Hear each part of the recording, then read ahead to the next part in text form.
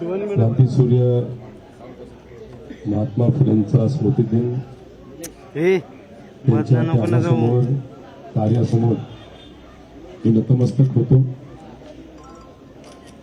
याच पवित्र भूमीमध्ये सामान्य लोकांच्या हितासाठी व विश्वरत्न डॉक्टर बाबासाहेब आंबेडकरांनी आपल्याला जो हक्क दिला तो म्हणजे मतदानाचा, समान हक्काचा, आणि तो दिला कसा असेल तर तो संविधानाच्या माध्यमातून आपल्या सर्वांना दिला। राष्ट्रीय एकात्मता समिती पुणे यांच्या माध्यमातून व तसंच आपल्या सर्वांचे प्रेरणास्थान संघर्ष योद्धा असे आपले डॉक्टर बाबाजी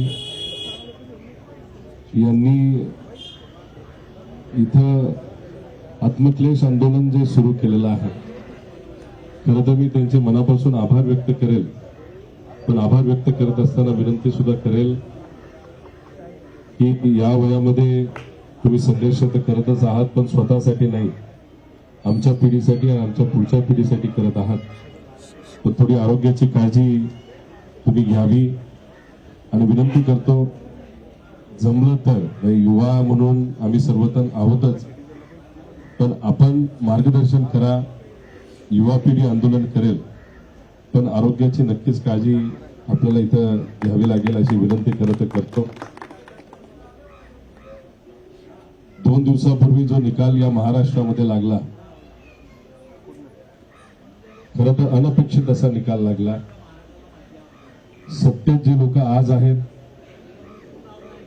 त्या पक्षाच्या कार्यकर्त्यांना सुद्धा अपेक्षा नव्हती असा निकाल लागला। नेत्यांच्या लेवलला काय झालं ते आपल्याला सांगता येणार नाही। गेले 2-3 दिवस झालं मी सुद्धा सोशल मीडियाच्या माध्यमातून बोलण्याचा प्रयत्न तिथं करत आहे। बऱ्याच काही अशा गोष्टी झाल्या त्याचा विश्वास ठेवणं थोडंसं अवघड जात आहे। आढाव साहेबांनी इथं जे काही आंदोलन उभं केलेलं आहे त्यांचं सुद्धा अनेक वर्षांचा अनुभव आहे आणि गेल्या 2-3 दिवसामध्ये ज्या घटना घडल्या त्याच्यावर सुद्धा अविश्वास असल्यामुळे आज ते इथं बसलेले आहेत। खरं तर पार्लमेंट इलेक्शन म्हणजे लोकसभेचं इलेक्शन जे आपलं झालं आणि आता विधानसभेचं इलेक्शन जे झालं, या 2 इलेक्शन मध्ये 74 लाख लोकांनी जास्त मतदान तिथे केलेलं आहे। अनेक लोक म्हणतात की तुम्ही हरलात म्हणून बोलताय, मी तर निवडून आलेलो आहे, पण जो काही अभ्यास केला, लोकांची चर्चा केली, जे उमेदवार प्रामाणिकपणे लढत होते त्यांची लीड किती होईल अशी चर्चा आमची होत होती आणि ते सर्व उमेदवार 50-50, 60-60, 70-70 हजारली पडलेले आहेत। त्या सगळ्या लोकांची चर्चा केल्यानंतर काही आकडेवारी बघितल्यानंतर 74 लाख हा आकडा 6 महिन्यामध्ये वाढलेला आहे। काही लोक म्हणतील पूर्वी सुद्धा असंच घडले। 13% वाढ जी 6 महिन्यामध्ये झाली, ही जी वाढ आहे ती पूर्वी 3.5, 4, 2, 7% मर्यादित होती। त्यामुळे अचानक ही वाढ कशी झाली असा प्रश्न आम्हा सगळ्यांना तिथं वाटतो।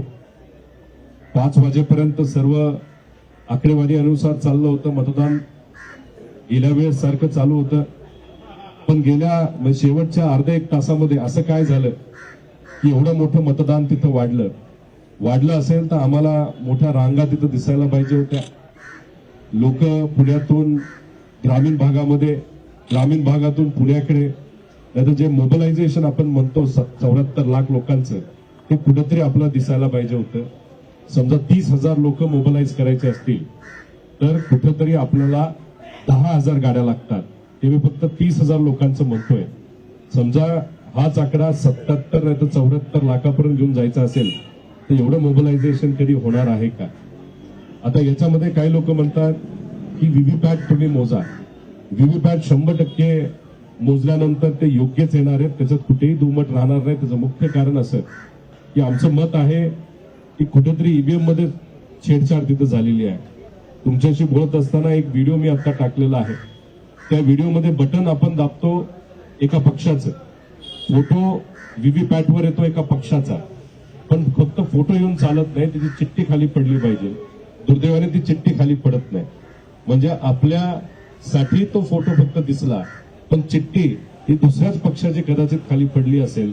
आणि जेव्हा व्हीव्हीपॅट आपण मोजू तेव्हा व्हीव्हीपॅट हे 100% जे काही मशीन दाखवते तसंच व्हीव्हीपॅट येण्याची संभावना तिथं आहे. त्याच्याच बरोबर आपण जर बघितलं काही मतदारसंघामध्ये म्हणजे असे 95 मतदारसंघ आहे ज्याच्यामध्ये जो आकडा मशीन दाखवतं आणि C17 फॉर्म दाखवतं याच्यामध्ये तफावत आहे. आमचा प्रश्न आहे, हा तफावत कशी झाली? काही याच्यामध्ये जास्त दिसतंय, काही याच्यामध्ये कमी दिसतंय, असाही आमचा तिथं प्रश्न आहे. त्याच्याच बरोबर लोक आज जल्लोष का करत नाहीत?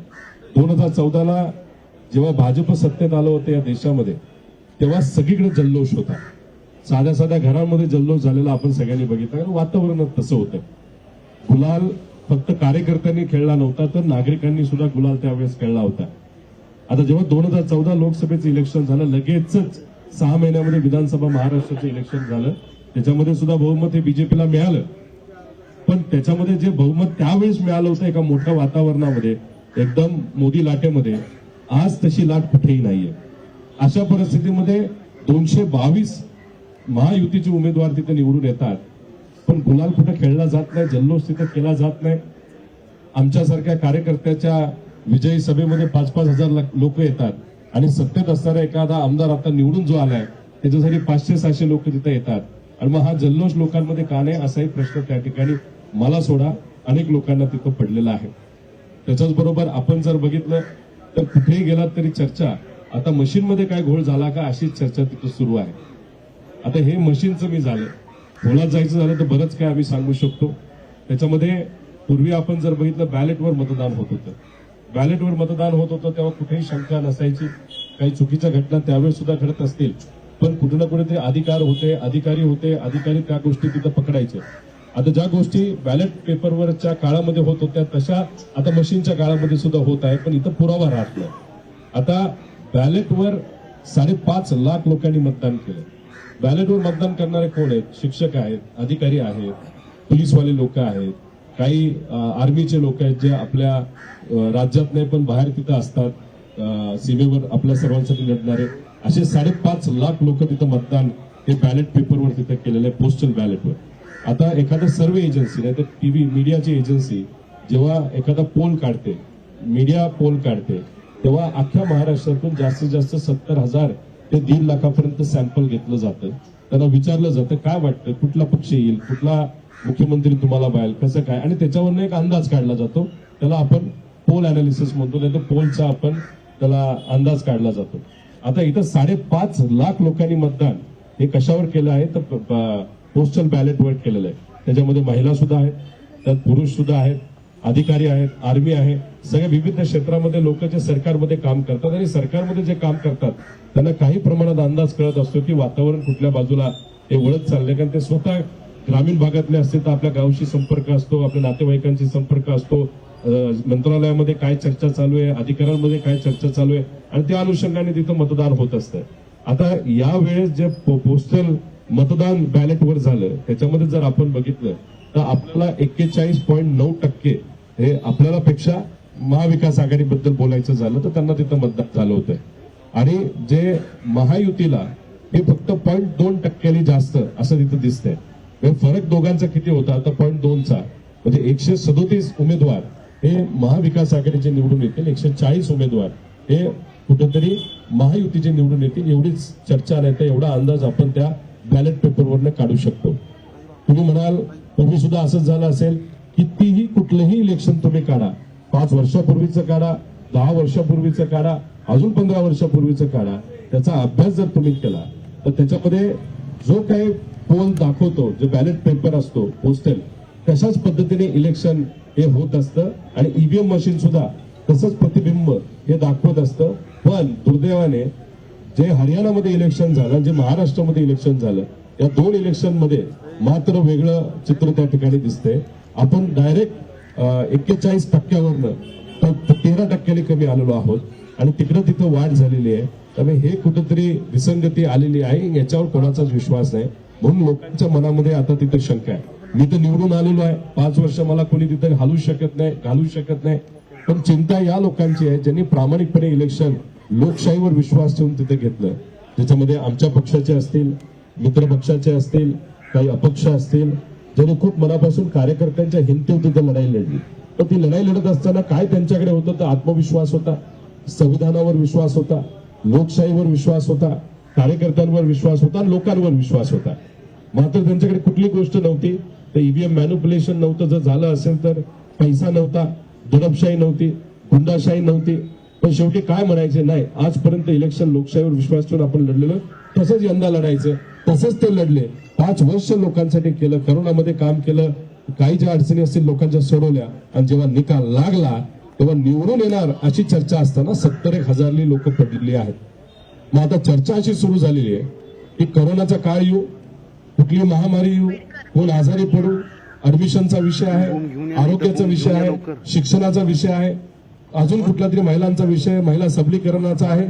या विषयावर 5 वर्ष काम करून सुद्धा जर 50-60 हजारांनी एक उमेदवार पडत असेल तर उमेदवाराच्या मधामध्ये आता असं झालंय की 6 महिने आधी, इलेक्शनच्या आधी मतदारसंघामध्ये जायचं, जिथून कुठून पैसा आपण घ्यायचा तो घ्यायचा, इलेक्शन लढायचे, निवडून यायचं.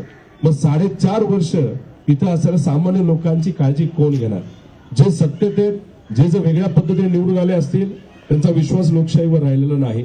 ते म्हणतील शेवट 6 महिने जे करायचं, नेत्यांकडे बघायचं, नेते जे करतात ते करतात आणि आपलं 50-60 हजारला आपण निवडून येतो, टेन्शन नाही. आता आमच्यासारख्या लोकांनी 5 वर्षामध्ये एक वेगळं मॉडेल हे मतदारसंघामध्ये निर्माण केलं होते, लोकांपर्यंत पोहोचलो होतो. त्याची आकडेवारी आमच्याकडे आहे, त्याच्यावर पुस्तकं आम्ही लिहिलेली आहेत. आणि मग असं करून सुद्धा जर लीड 1200, 1100-1200च्या आसपास, ते सुद्धा 5 वर्ष काम करून, आणि आमचे विरोधक 4 वर्ष गायब, सत्ता असताना नाही तर सत्ता नसताना, आणि 4-4.5 वर्षानंतर अचानक येतात, पैशाचा वापर करतात, दडपशाही, गुंडाशाही, म्हणजे मोका लागलेल्या गुंडांचा वापर करून जर ते कुठेतरी आमच्या जवळपास येत असतील, मग कुठे काय समजायचं? आम्ही चुकलो तर त्यांची पद्धत चुकीची, ह्याच्यावर जर डिबेट करायचं झालं आणि जर आकडे बघायचे झाले, आकडे बघितल्यानंतर कुठेतरी असं वाटतं की एवढी काळजी घेऊन कदाचित पेपरवर आम्ही चुकलो, आम्ही तसं वागणार नाही, आम्ही लोकांची सेवा तिथं देणार. पण मग हा प्रश्न जर लोकप्रतिनिधीच्या मनामध्ये आज येत असेल तर अतिशय घातक आहे. आज बाबासाहेब काय इथं बसलेले आहेत तर हे आपल्या पिढीसाठी बसलेले आहेत. जर असंच चालत राहिलं तर रिक्षा चालकाचा एखादा व्यक्ती, मुलगा मुलगी कधी येत्या काळामध्ये आमदार बनू शकत नाही. शेतकऱ्याचा मुलगा कधी आमदार बनू शकत नाही. सामान्य लोकांचा, शिक्षकाची मुलगी कधी आमदार बनू शकत नाही. जर आमदार कोण बनणार असेल तर कॉन्ट्रॅक्टरची मुलं, अधिकाऱ्याची मुलं, बिझनेसमॅनची मुलं, नेत्यांची मुलं, हेच कुठेतरी जर अधिकारी उद्या जर आमदार बनणार असतील, खासदार बनणार असतील, मग सामान्य लोकांचं मत मांडणारी लोक कधी राहणार आहेत?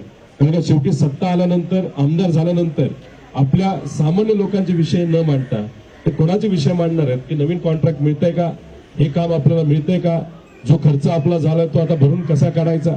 मग अशा पद्धतीची एक थिंकिंग तिथं सुरू झालेली. त्याच्याच बरोबर जे काय कॅश, डायरेक्ट कॅश स्कीम, ज्याला आपण लाडकी बहीण योजना नाही तर इतर योजना म्हणतो, याची सवय जर आपल्याला या महाराष्ट्रामध्ये मोठ्या प्रमाणात लागली तर मग उद्या जाऊन सगळे फक्त डायरेक्ट बेनिफिशरी स्कीम मध्ये जास्त लक्ष दिलं जाईल, रोडवर दिलं जाणार नाही. नवीन व्यवसाय इथं आले पाहिजे, नोकऱ्या मिळाल्या पाहिजे, महिला सुरक्षित राहिली पाहिजे, ह्याचा विचार नाही. फक्त पैसा द्यायचा, मतं अप्रत्यक्षपणे सरकारच्या निधीवर तिथं विकत घ्यायचं आणि त्याच्यावर निवडून यायचं.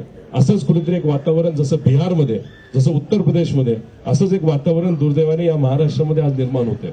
सोयाबीन शेतकरी आज अडचणीत आहे, आज कपाशीचा शेतकरी अडचणीत आहे. इथं असणारे छोटे मोठे व्यावसायिक, त्यांना तुम्ही जाऊन विचारा 5 वर्षापूर्वी तुमचं उत्पादन किती होतं आणि आता किती आहे. कुठेही तिथं वाढ झालेली नाही. उलट महागाईमुळे फक्त खर्च तिथं उलाढाल वाढल्यासारखी वाढते, पण जो नफा असतो, जो खिशात जातो, तो कुठेही तिथं वाढलेला नाही. यांच्या अडचणी सुटल्या नाहीत, रिक्षा चालकाच्या सुटल्या नाहीत, सामान्य लोकांच्या सुटल्या नाहीत, बेरोजगार युवांच्या सुटल्या नाहीत. आणि मग याच्यावर जर डायरेक्ट कॅश स्कीमवरच आपण अवलंबून राहणार असू तर उद्या जाऊन इन्फ्रास्ट्रक्चरवर डेव्हलपमेंट न होता फक्त लोकांना काहीतरी मदत पाठवायची, त्याच्यावर आपण राजकारण करायचं, जिंकायचं, आणि त्याच्यावरच जर राजकारण करत राहिलो तर आपल्या या महाराष्ट्राचं बिहार व्हायला वेळ लागणार नाही. माझं तर प्रामाणिक मत आहे, शिवशाहू फुले आंबेडकरांचा विचार पुढे घेऊन जेव्हा आपण जात असतो, जसा विचार पुढे घेऊन जात असतो, त्यांनी केलेला संघर्ष सुद्धा विसरून चालणार नाही. आणि असाच पद्धतीचा संघर्ष एक विचाराच्या लेवलवर आणि एक आपल्या भवितव्य, आपल्याला आपलं सुखरूप ठेवण्यासाठी नाहीतर त्याला एक दिशा देण्यासाठी जो संघर्ष करायचा आहे त्यासाठी जोपर्यंत सामान्य व्यक्ती हा पुढाकार घेत नाही तोपर्यंत काही परिवर्तन होऊ शकत नाही. कारण आज या महाराष्ट्रामध्ये हिंदू मुस्लिम वाद मोठ्या प्रमाणात, ओबीसी मराठा वाद मोठ्या प्रमाणात झाला, आता गरीब श्रीमंत वाद मोठ्या प्रमाणात वाढत चाललेला आहे. आणि हाच वाद जर वाढत जाणार असेल तर मग उद्या जाऊन फार वेगळे चित्र हे आपल्या सर्वांना बघायला मिळणार आहे. कृपा करून हा जो संघर्ष आपली आधीची पिढी इथं करत आहे त्याला पाठिंबा देण्याची जबाबदारी ही आपल्या सर्वांची आहे. आणि सगळ्याच जाती धर्माच्या लोकांनी या अशा संघर्षाला, अशा लढ्याला पाठिंबा देण्याची तिथे जरूरत आहे. मी मनापासून या आपल्या राष्ट्रीय एकात्मता समिती यांनी जो हा लढा तिथं उभारलेला आहे, मी सुद्धा या लढ्याला पाठिंबा तिथं देतो. सोशल मीडिया व्यक्तिगत मी सुद्धा जिथे कुठं बोलेल याच विषयावर तिथं मी बोलत आहे. खरं तर बाबासाहेबांना मला सांगायचंय की साहेब, आम्ही सुद्धा आता एक मागणी इलेक्शन कमिशनला केलेली आहे.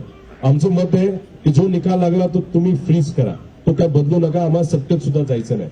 पण आमचं असं म्हणणं आहे की आम्ही सांगेल ती मशीन तुम्ही आणायची, एक मोठी खोली करायची, त्या खोलीमध्ये कॅमेरा लावायचा आणि आमच्या या मराठी पत्रकारांना त्या ठिकाणी बोलवायचं. आमचे नेते तिथे असतील, आम्ही जे टेक्निकल लोक तिथं आणू ते तिथे येतील आणि जी कुठल्या मशीन आहे 4 दिवस त्या मशीनवर आम्ही काम करणार, त्या मशीनचं पोस्टमॉर्टम आम्ही करणार. पण सांगेल ती मशीन आणायची. आणि मग कसं हॅक होत आहे, कसं होत नाही हे सामान्य लोकांना कुठेतरी आपल्याला आश्वासित करावं लागेल की ईव्हीएम मशीन हॅक होऊ शकत नाही. ज्याचं आमचं मत आहे ती होऊ शकते. पण हे जे काय आमची शंका आहे ती लोकशाहीसाठी घातक आहे. त्यामुळे आम्ही कुठेही रडीचा डाव खेळत नाही. निकाल लागला तो लागला, आम्हाला त्याच्यावर काही बोलायचं नाही. फक्त आमचं मत आहे महानगरपालिकेचं इलेक्शन येते, जिल्हा परिषदचं येते, पंचायत समितीचं येते, नगर परिषदचं येते, 5 वर्षानंतर लोकसभा येणार आहे, विधानसभा तिथे येणार आहे. आणि जर या लोकशाहीमध्ये, या देशामध्ये जिथे संविधानाला महत्व आहे अशा या देशामध्ये जर आपण शंका घेऊन जगणार असू तर ते लोकशाहीला घातक आहे. आणि ती शंका काढण्याची जबाबदारी ती इलेक्शन कमिशनचीच आहे. त्यामुळे निकालाला हात न लावता पुढच्या इलेक्शन मध्ये आम्हाला कुठलीही शंका नको, त्यासाठी त्या मशीनचं पोस्टमॉर्टम हे लोकांसमोर झालं पाहिजे. आणि आमच्या शंका मात्र त्या ठिकाणी सगळ्या निघाल्या पाहिजे, त्याचं निरसन झालं पाहिजे, एवढीच इच्छा या ठिकाणी माझ्यासारखा कार्यकर्ता इथं व्यक्त करतो.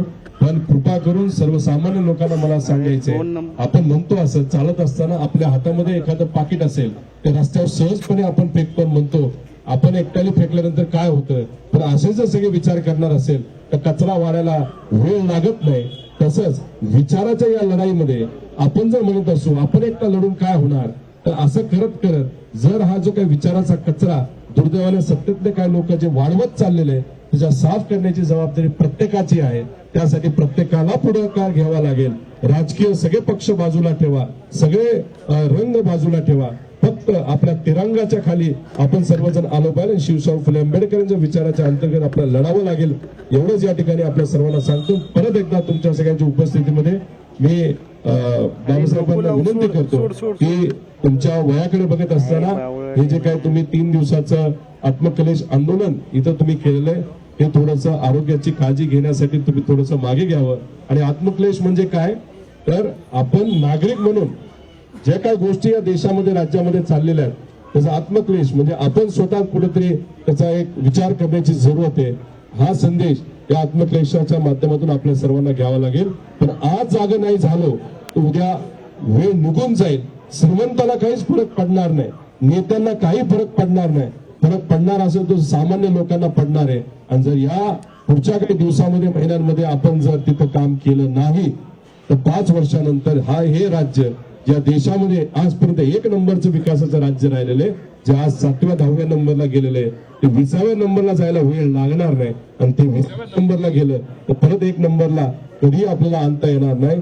एवढी फक्त वेळ जाऊन देऊ नका, एवढं जिथं सांगतो. सोशल मीडियावर लिहा, आमच्या बाजूने लिहा असं मी म्हणत नाही. फक्त लोकांच्या बाजूने, लोकशाहीच्या बाजूने आणि संविधानाच्या बाजूने तुम्ही लिहा, व्यक्त व्हा. जे काय लोक सांगतात, जे खरं वाटलं तर ते तुम्ही व्यक्त करा. कोणाला घाबरू नका, एवढं इथं सांगतो. कारण आम्ही सुद्धा आता हा लढा जो लढत आहोत आमच्यावर पण बऱ्याच प्रमाणात वेगळ्या वेगळ्या प्रकारच्या कारवाई तिथे केल्या जातील. पण शेवटी आम्ही मराठी माणसं आहोत. मराठी माणसं कोणालाही तिथे घाबरत नाही. हे आधी आम्ही सिद्ध करून तिथे दाखवलं आहे आमच्या लेवलवर. येत्याही काळामध्ये तुमच्या बरोबर जिथे कुठे लागेल तिथे हा कार्यकर्ता पार्टी बाजूला ठेवून फक्त या राज्याचा नागरिक म्हणून शिवशाहू फुले आंबेडकरांचा विचार आत्मसात केलेला एक कार्यकर्ता म्हणून मी तुमच्या बरोबर राहील एवढं आपल्या सर्वांना मी आश्वासित करतो आणि आपल्या या आंदोलनाला आत्मक्लेशाला मी पाठिंबा देतो आणि थांबतो. जय हिंद, जय महाराष्ट्र. एबीपी माझा, उघडा डोळे बघा नीट.